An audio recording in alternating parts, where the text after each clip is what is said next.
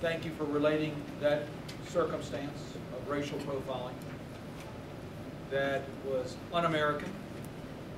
It was wrong. It took police off the roads from keeping us safe. And it was something that puts a scar on this country. So I thank you for putting a face on it.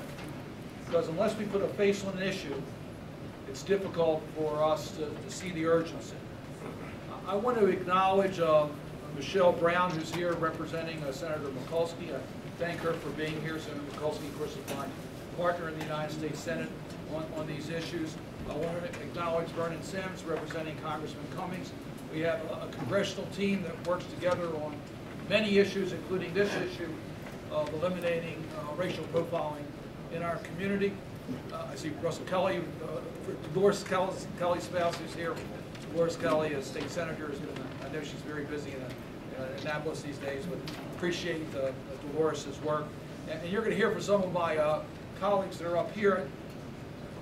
How are you? That are here. I just wanted, though, to acknowledge Reverend Gwynn, who's the president of the Interdenominational Ministerial Alliance, who's been a real champion of working in our community to bring us together as a community. And I know you'll hear from some of the other people later. Let me quote from the president, if I might, President Obama. He said, if I had a son, he'd look like Trayvon. And I think every parent in America should be able to understand why it's absolutely imperative that we investigate every aspect of this. I think all of us have to do some soul searching to figure out how something like this happened. Well, we stand united for Trayvon Martin's justice. We stand as a community united. We want those who are responsible held fully accountable, including those who investigated or tried to slow down this investigation because potentially of race. We want a full investigation, and we want the Department of Justice to actively investigate this matter so that we can answer questions such as, was this a hate crime? Were the victims of racial profiling by police handled differently than they would have handled the matter otherwise? It is important that we do this together as a community, to let everyone know that we all feel threatened. The African American community, for you to fear for your sons because of their race, is something that has to end in America.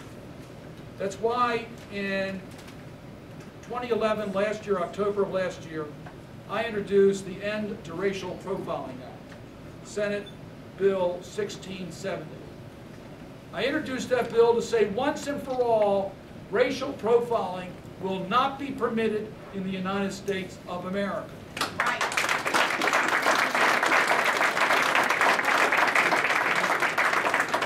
The legislation requires mandatory training for our law enforcement officers so they understand what racial profiling is all about, and that they do not allow anyone under their command to succumb to the use of racial profiling. I'm proud that the legislation is supported by the NAACP, by the ACLU, by rights worker groups, and many others. Now, before Trayvon's tragic death, we had scheduled an advocacy day in Washington, D.C. on April the 18th, and we're going to go forward with that day, where we're going to be bringing together many of the national groups to lobby Congress to end racial profiling, supporting the legislation that I introduced. We have 11 co-sponsors in the United States Senate. I'm hopeful that we'll be able to increase that numbers. I'm hopeful that we'll be able to get earlier action on this legislation. It is wrong, it's un-American, and it's also wasteful. It doesn't make us safer, it makes us less safe. We have a tough budget time. We need to use our resources to keep our community safe, not to harass our community.